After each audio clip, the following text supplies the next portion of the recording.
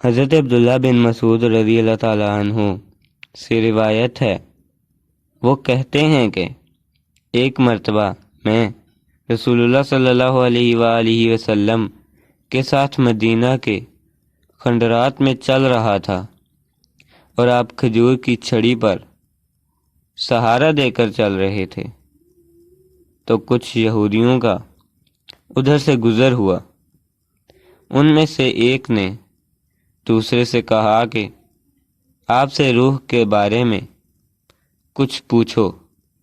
ان میں سے کسی نے کہا مت پوچھو، ایسا نہ ہو کہ وہ کوئی ایسی بات کہہ دیں جو تمہیں ناگوار ہو۔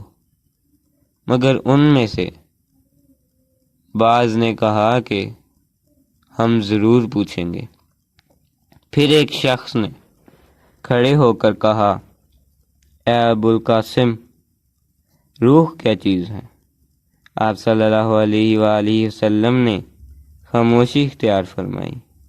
میں نے دل میں کہا کہ آپ پر وحی آ رہی ہے، اس لیے میں کھڑا ہو گیا۔